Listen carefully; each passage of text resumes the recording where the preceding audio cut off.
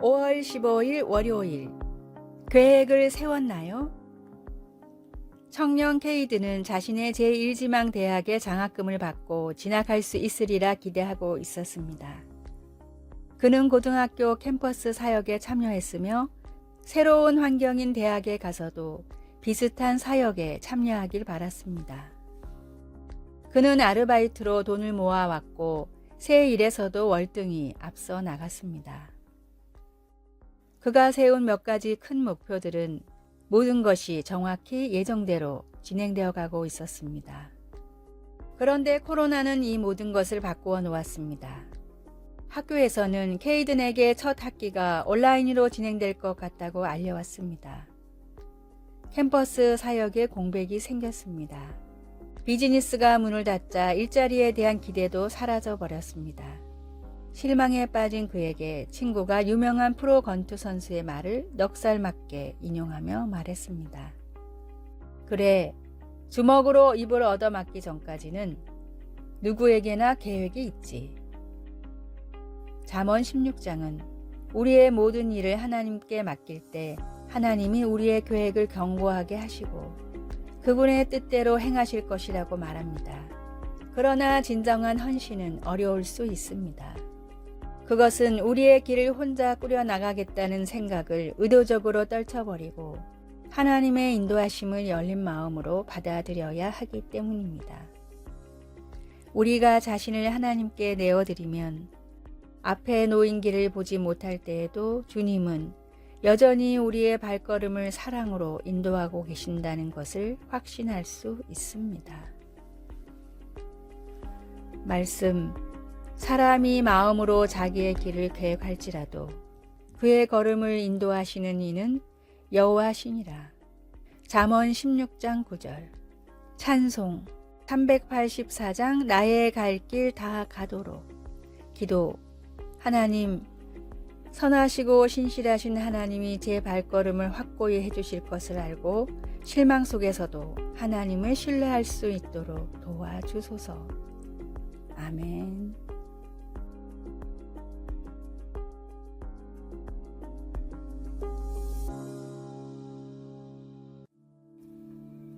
(5월 16일) 화요일.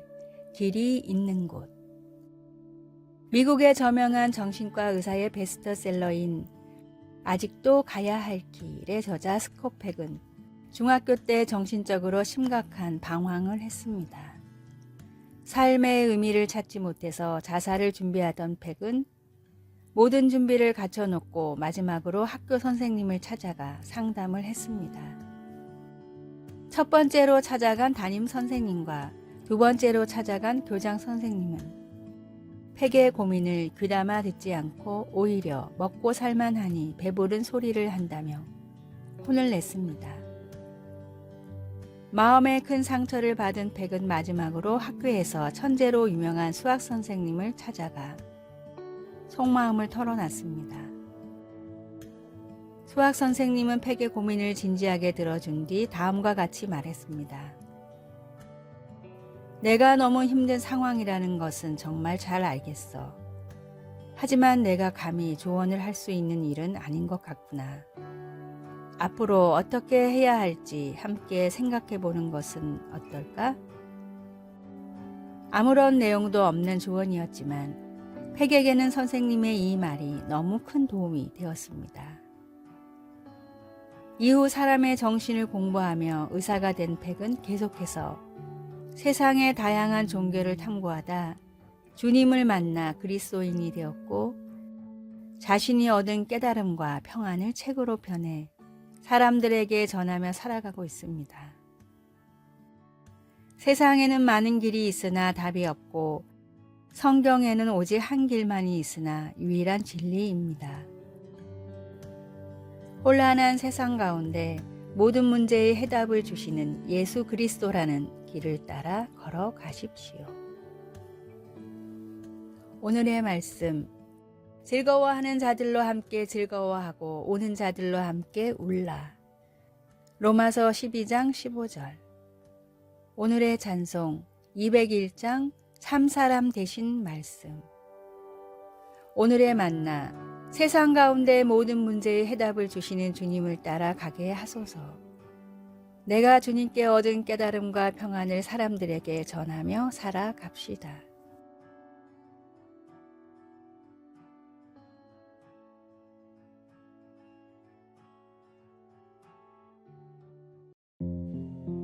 (5월 17일) 수요일. 중립으로 바꾸라. 세차장에서 한 남자가 한 가지 일을 수행하고 있었습니다.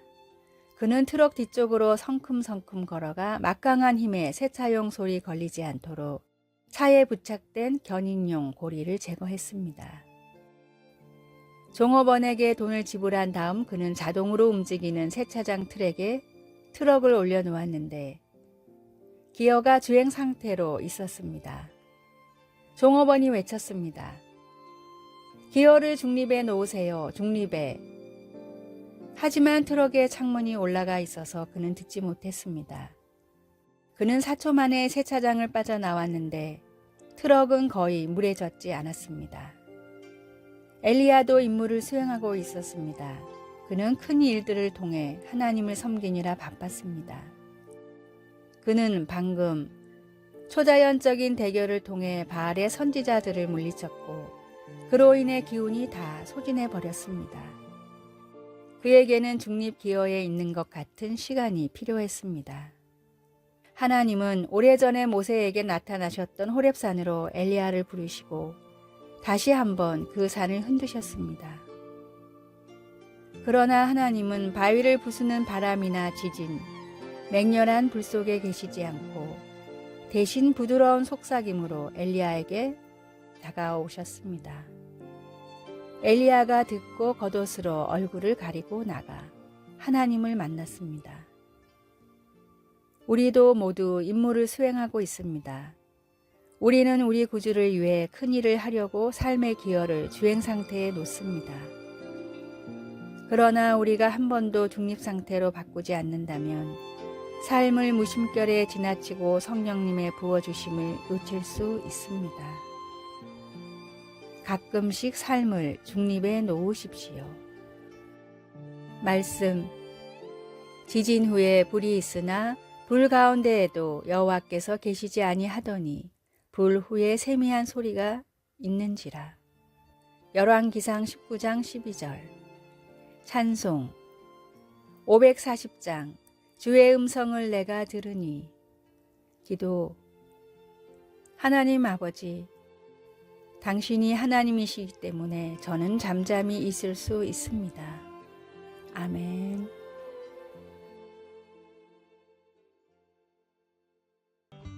(5월 18일) 목요일. 종이를 채워봅시다. 국내의 한 교회에서 있었던 일입니다. 학생부 부장을 맡고 있던 장로님에게 한 학생이 개인 면담을 요청했습니다. 평소 믿음 생활을 열심히 하고 평판도 아주 좋은 학생이었습니다. 그런데 그 학생이 앉자마자 대뜸 자신이 이단에 빠졌다고 고백했습니다. 학생이 면담을 요청한 이유는 평소 존경하는 장로님에게 포교를 하고 싶어서였습니다. 어안이 벙벙해진 장로님은 하도 어이가 없어 종이와 펜을 건네며 지금 믿고 있는 이단이 왜 진리이며 무엇이 좋은지 쓰라고 했습니다. 학생은 앉은 자리에서 순식간에 일목요연하게 그 이유에 대해 4장이나 적었습니다. 이 모습을 본 장로님은 더욱 놀랐습니다. 학생을 타일러 일단 집으로 보내고 자신도 종이에 예수님이 어떤 분이고 왜 믿어야 하는지에 대해서 적었습니다. 그런데 한 장을 채우기가 버거웠습니다. 장로님은 확고한 진리를 믿고 있다는 안도감에 안일한 신앙생활을 하고 있음을 깨닫고는 크게 회개한 뒤 전에 없는 열과 성을 다해 다시 학생들을 가르치기 시작했습니다. 진리를 알고 생명의 말씀을 믿는 사람은 뜨거운 열정을 품고 말씀을 실천해야 합니다. 우리의 삶은 아는 만큼 실천하는 신앙입니까? 머리만 커지고 말만 많아지는 헛똑똑이 신앙은 아닌지 점검해야 합니다. 내가 정말로 하나님을 믿고 있는지, 얼마만큼 그 말씀을 실천하며 순종하고 있는지 돌아보았으면 합니다. 오늘의 말씀. 우리가 다 그의 충만한 데서 받으니 은혜 위에 은혜로라. 요한복음 1장 16절. 오늘의 찬송. 322장 세상의 헛된 신을 버리고. 오늘의 만나. 진리인 생명의 말씀을 열정을 품고 실천하며 살게 하소서. 내가 정말로 하나님을 믿고 있는지, 그 말씀을 실천, 순종하는지 돌아봅시다.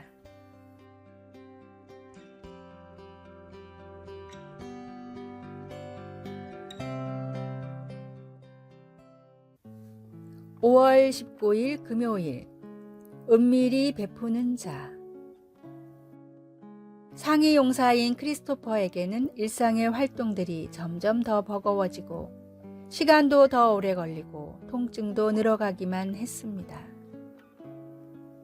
그럼에도 그는 최선을 다해 아내와 아이를 돌보았습니다.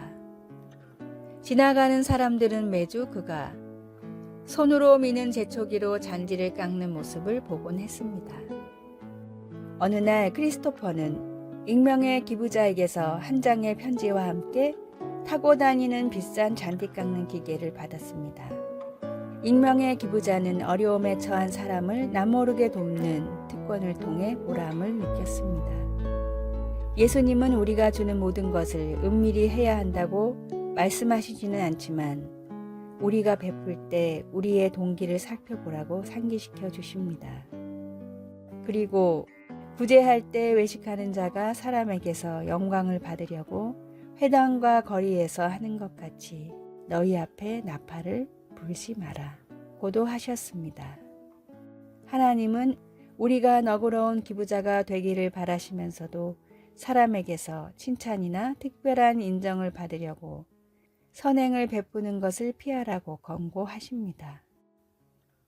우리에게 있는 모든 것이 하나님으로부터 오는 것임을 깨달을 때 우리는 자신의 등을 쓰다듬거나 타인의 칭찬을 얻으려 하지 않는 은밀히 베푸는 자가 될 수 있습니다. 모든 좋은 것을 다 주시는 전지하신 하나님은 그분의 백성들이 참된 선행을 베푸는 모습을 보시며 기뻐하십니다. 하나님의 인정을 받는 보상을 능가하는 것은 아무것도 없습니다. 말씀. 사람에게 보이려고 그들 앞에서 너희 의를 행하지 않도록 주의하라. 마태복음 6장 1절. 찬송. 221장 값비싼 향유를 주께 드림. 기도. 하나님께서 저에게 주신 것처럼 저도 이기심 없이 희생적으로 베풀 수 있게 해 주소서. 아멘.